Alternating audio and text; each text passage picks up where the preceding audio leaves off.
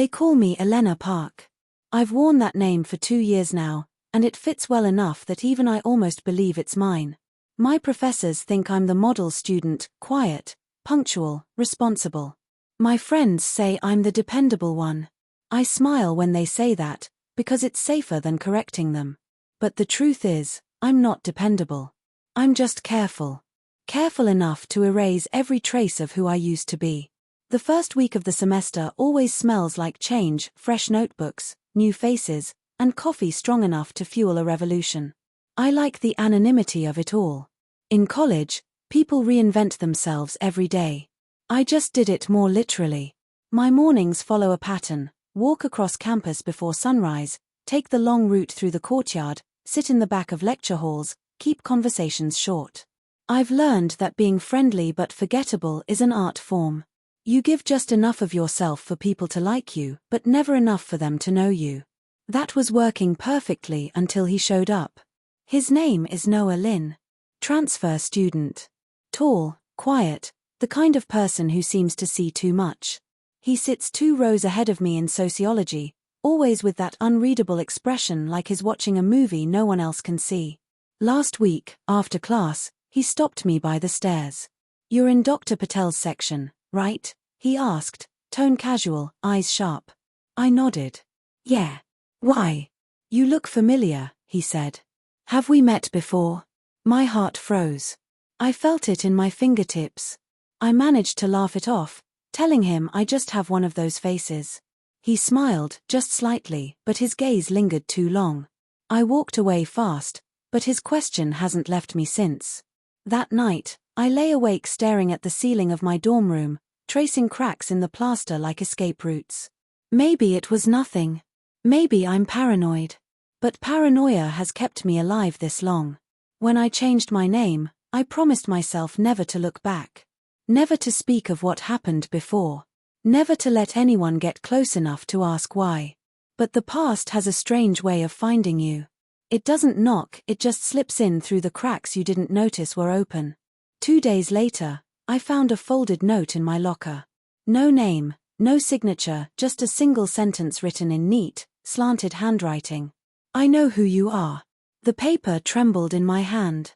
For a moment, the hallway spun around me. I looked everywhere, at the faces passing by, at the shadows between lockers, but no one was watching. That night, I burned the note. But the words stayed, carved somewhere deep inside me. Because the truth I've been running from, it's catching up. For 3 days, I tried pretending the note didn't exist. I told myself it was a prank, someone's twisted idea of a joke. But the way my stomach twisted every time I thought about it said otherwise. I started watching Noah more carefully. In class, he always sat in the same seat, taking notes in small, meticulous handwriting. Sometimes he'd glance back at me, like he was testing how long he could hold eye contact before I looked away. Once, I caught him smiling faintly when I did. It wasn't the kind of smile you give to a stranger. It was the kind that says, "I know something you don't want me to say out loud." By Thursday, I was done pretending. After our afternoon lecture, I followed him outside. The autumn wind carried the scent of rain and the sharp sound of leaves scraping the pavement. He didn't seem surprised when I called his name. "Noah." He turned, slipping his hands into his jacket pockets. "Hey, Elena. Did you put something in my locker?" I asked, skipping the small talk. His eyes flickered with amusement, but he didn't answer right away. "What makes you think it was me?" "Because you're the only one who's been acting like you already know me." That wiped the smile off his face. For a moment, he just looked at me, really looked, like he was memorizing every line of my expression. Then he said quietly, "Maybe I do." A chill ran down my spine. "You're not making sense." He shrugged. "You ever think it's strange how small the world can be? People change their names, move cities, try to disappear, but memories don't forget that easily." I couldn't breathe. "Who told you that?" He didn't answer. Instead, he brushed past me and started walking toward the dorms. I wanted to chase after him, to demand the truth, but my feet wouldn't move. That night, I dug through my desk drawer until I found the old USB drive I swore I'd destroyed years ago. I hadn't dared open it since the day I ran. My real name, Hannah Choi, was still hidden inside that drive, along with everything that ruined my life. My hands trembled as I plugged it in. There it was, the folder labeled Project Solace. The one that cost my father his job, and me my freedom. He was a research professor at a pharmaceutical company, the kind that talked about saving lives while doing things no one should. When I discovered the files, I thought exposing them would fix everything. Instead, it destroyed him. He disappeared the week the story broke. I changed my name 2 days later. Now, someone else knows. The next morning, there was another note on my desk in the library. You can't run forever, Hannah. No one was near me when I found it. My pulse was pounding so hard I almost dropped the paper.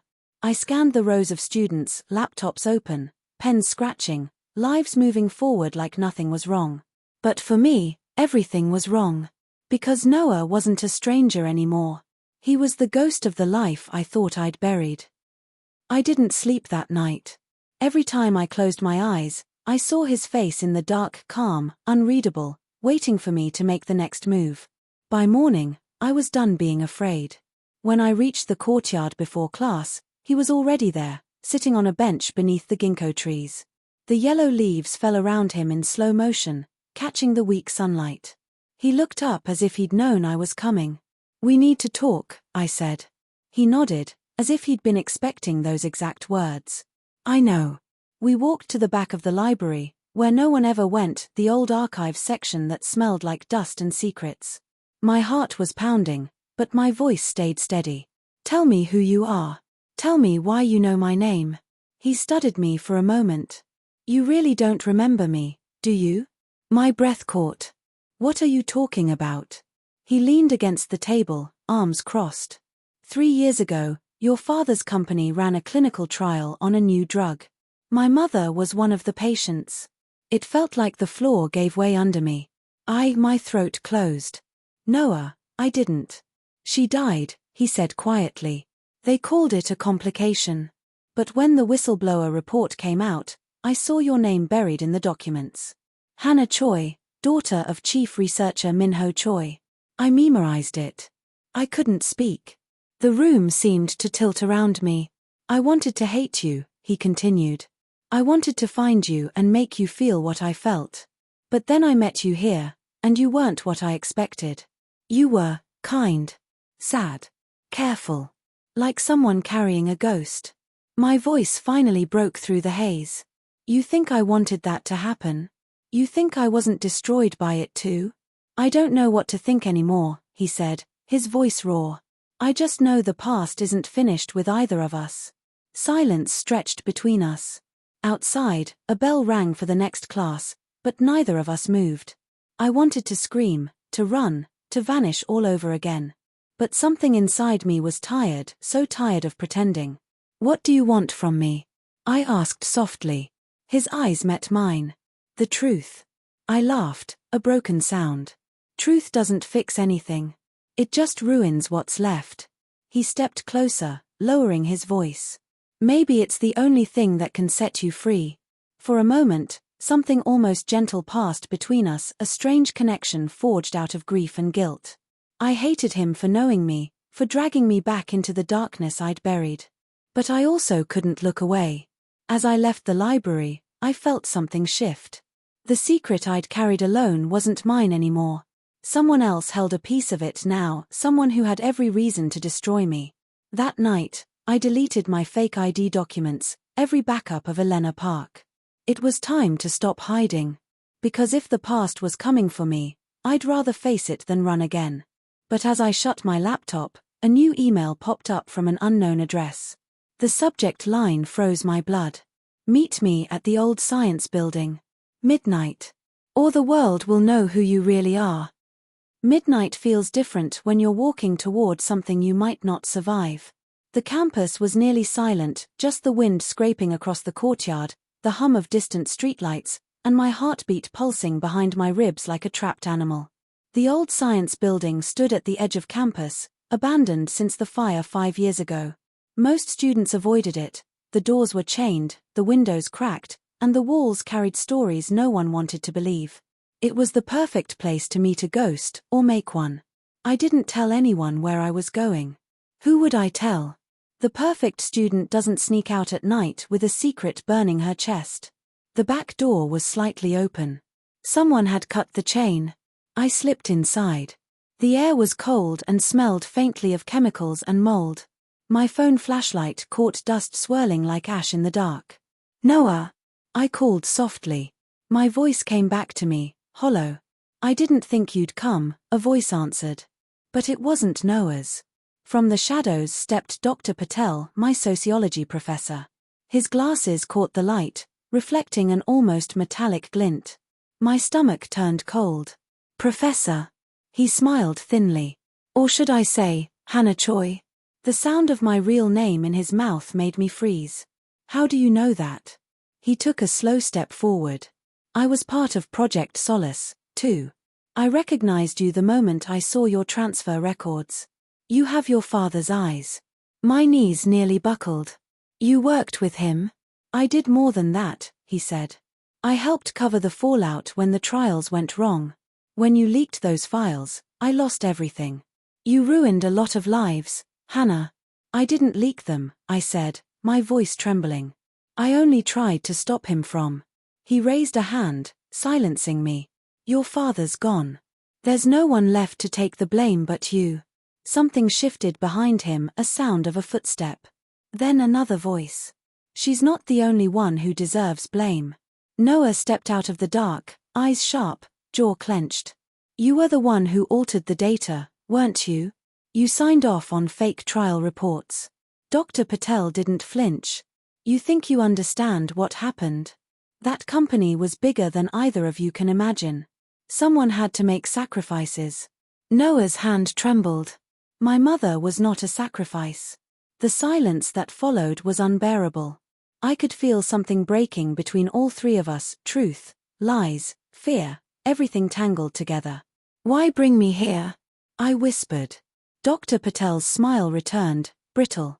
"Because you still have something I need. The original Solace data, your father's final notes. He hid them, didn't he? On that drive you carry like a relic." I backed away. "You won't get it." His voice softened, almost pitying. "If you don't give it to me, the truth will come out anyway. Your fake identity, your father's crimes, the leak, it will all be on you. The internet loves a villain, Hannah." Noah stepped between us. "You'll have to go through me first." Dr. Patel's expression darkened. "So be it." Something metallic glinted in his hand, a small pistol, trembling slightly. I froze, every muscle screaming. "Stop!" I cried. "You don't have to do this." But the moment had already slipped beyond control. There was a shout, the echo of movement. A flash. And the sound of a gunshot splitting the night. When the ringing faded, I was on the floor. The flashlight had rolled away, casting weak light across the broken tiles. Noah was there, kneeling beside me, eyes wide. Blood. Not mine. His. He smiled faintly, voice breaking. Guess I still owed her that, her? And then his hand slipped from mine. When people talk about gunshots, they never mention the silence that follows. It's not just the absence of sound, it's the world holding its breath, trying to decide whether to keep turning. Noah's body was still warm when I touched him.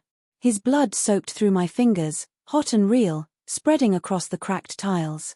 I remember whispering his name again and again, as if saying it enough times might pull him back. It didn't. Dr. Patel was gone. By the time I stumbled to my feet, he'd vanished into the night, leaving behind the smell of gunpowder and guilt. My phone slipped from my hand. For a moment, I thought about running again, packing, disappearing, erasing Elena Park and Hannah Choi and becoming someone new. But Noah's eyes stopped me. They were open, fixed on the ceiling. Empty, but still asking something of me. Finish this. I called the police. The questions came fast, harsh, relentless. Why were you there? What happened? Who fired the gun? I told them the truth, the version I could bear to say out loud. They didn't believe all of it. Maybe I didn't either. They found no trace of Dr. Patel. The security cameras near the old building had malfunctioned. The official report said it was a tragic accident during a confrontation between students. Noah Lynn, 21.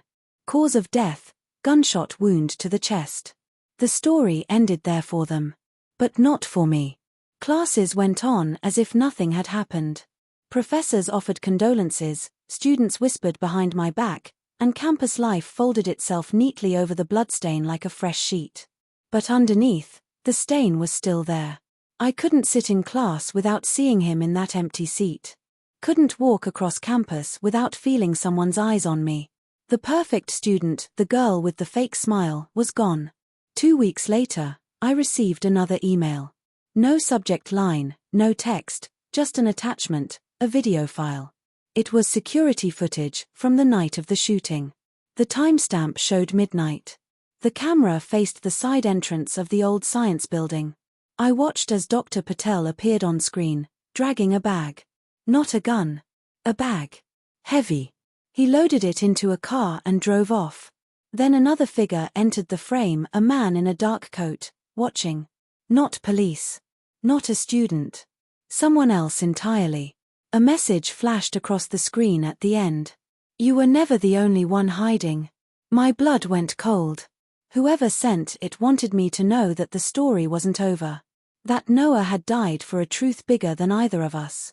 I opened my drawer and pulled out the USB drive. The one with my father's files. I had destroyed the copies, but this, the original, was still here. I stared at it until dawn, wondering what would happen if I gave it to the world. Would it bring justice or just more graves? When morning light hit my desk, I made a choice. I packed the drive into an envelope, addressed it to a journalist who once covered the Solace scandal, and dropped it in the campus mailroom. Then I walked to the courtyard where Noah used to sit. The wind was cold, carrying the faint sound of laughter from somewhere far away. I'm sorry, I whispered. I'll finish it for you. Somewhere inside, I hoped he could hear me. But the silence that answered was the kind that doesn't end. The envelope left my hands 2 days ago. I keep telling myself that once the truth is out, maybe I'll finally be free. But freedom isn't what it feels like. It feels like waiting for an explosion you can't see but know is coming. The news broke on a Monday morning. Project Solace cover-up exposed. My name wasn't mentioned at first. The journalist was careful. They credited an anonymous insider. But anyone who looked close enough would see the signs, the timestamps, the internal notes, the archived student ID from a university lab assistant named Elena Park. By evening, the first email came. We know what you did, Hannah. Then another. And another. By the next morning, my name was everywhere. Someone had leaked it. The whispers on campus turned into stares, the stares into avoidance. The perfect student was now a pariah. Professors stopped calling on me in class. My roommates moved out. Even the cafeteria cashier hesitated before handing me change. The administration called me in for questioning. They said they supported whistleblowers in principle, but my fake records made everything complicated. They wanted to know who helped me enroll, who forged my documents. I told them no one did. They didn't believe me. That night, I returned to the courtyard, the one place that still felt like mine. The air was heavy with the smell of rain. I sat on the same bench Noah used to claim during his long study breaks. The leaves had started falling again. I tried to remember his voice, the way he said my name, the way he smiled like he knew I was lying but forgave me anyway. My phone buzzed. Unknown number. I shouldn't have answered, but I did. Still running, the voice said. It was low, distorted, but I knew who it was. Dr. Patel. What do you want? I whispered. I told you there were bigger forces at work. You think those files will save anyone? You just painted a target on your back. On mine too. You killed him, I said, my voice shaking. Silence. Then a quiet, bitter laugh. I didn't pull the trigger, Hannah. The world we built did. The line went dead. That night, I packed a small bag. I didn't know where I was going, only that I couldn't stay. Every shadow on campus felt alive, every footstep behind me louder than it should be. At the train station, I stood on the platform with the ticket in my hand, trying to decide whether to board or to finally stop running. Then I saw it, on the news screen above the waiting area. Whistleblower found dead in campus courtyard, suicide suspected. They showed a picture of me. My photo. My name. My lie. And I realized, maybe the truth wasn't enough to save me. Maybe the story needed an ending the world could understand. I turned off my phone, left my bag on the bench, and stepped out into the rain. The city blurred into streaks of grey and light. Somewhere, a siren wailed. I kept walking, until the night swallowed everything, and I became just another face in the dark. 3 months later. The winter air cuts sharper now. The courtyard where she used to sit is covered in frost, the benches slick with ice. Students hurry past, whispering about exams, relationships, ordinary things. None of them know that a story ended here not long ago. I didn't know her well, not really. Elena Park, that's what we called her. She tutored first years, volunteered at the library, smiled like she had everything figured out. When the news broke about her being someone else, Hannah Choi, daughter of the man behind Project Solace, it felt unreal, like a rumor that had grown teeth. But I remember the look in her eyes the last week before she vanished. I was sitting 2 tables away in the cafe when she came in, hood up, eyes hollow. She ordered coffee and stared out the window as if she was waiting for someone who never came. When she left, she forgot her notebook. No one ever came back for it. I didn't mean to open it. Curiosity won. Inside, there were fragments, paragraphs written in her precise handwriting. The truth doesn't set you free. It just trades one cage for another. If I disappear, let it mean something. Let it end with me. She signed it HC. 2 weeks after that, the journalist who broke the Solace story released one last update. They said a new source had sent them more files, internal memos, contracts, evidence that tied Project Solace to government funding. The email came from an anonymous address, traced to a public terminal near the train station. The timestamp was 3 a.m., the same night Hannah disappeared. Maybe she's dead. Maybe she's somewhere else, living under a new name, building another fragile life out of borrowed light. The police report said suicide suspected, but there was no body. Only her phone, and her bag left behind in the rain. Sometimes I think about Noah Lynn, the boy who tried to forgive her, the one who died trying to protect the truth. His grave sits at the edge of the city cemetery. People leave flowers there now, mostly strangers. Someone keeps folding paper cranes and placing them by his nameplate. No one knows who. This morning, I saw a new one, white, small, the wing stamped with 2 letters in neat ink, HC. The wind caught it and lifted it into the sky, just high enough to vanish against the grey. Maybe that's all she ever wanted, to vanish, but on her own terms. And for the rest of us left behind, her story remains, not as a confession, not as a warning, but as a quiet truth whispered between the lines of every lie we tell to survive. They used to say the truth will set you free. I don't believe that anymore. The truth doesn't free you, it exposes you, strips you down until all that's left is the person you've been pretending not to be. Maybe that's a kind of freedom too. Some nights, I dream of the courtyard again. The golden leaves, the faint hum of laughter, the weight of everything I couldn't say. In those dreams, Noah is there, sitting beneath the tree, looking up from his book. He doesn't speak. He just smiles, softly, like he forgave me long before I knew I needed forgiveness. The world believes I'm gone. Maybe that's true. The name Hannah Choi belongs to the headlines now, and Elena Park is just a ghost on a class roster. But somewhere between those names, I'm still here, quiet, unseen, watching the world go on without me. Sometimes I write letters I'll never send. To Noah. To my father. To the girl I used to be. I tell them the same thing every time. The lie was the only way I knew how to live. But if I had the chance again, if I could go back to the day he asked, "Who are you really?" I think I'd answer differently. Not with fear. Not with guilt. But with the truth that finally feels like mine. I'm someone who tried to run from her past. And ended up finding it in the person she loved. The train moves through another city tonight, one that doesn't know my face. The window reflects someone new. Someone nameless. And for the first time in a long while, I don't look away. Thank you so much for listening. If you enjoyed this story, don't forget to like, comment, and subscribe for more original novel stories. And stay tuned, our next story is coming soon.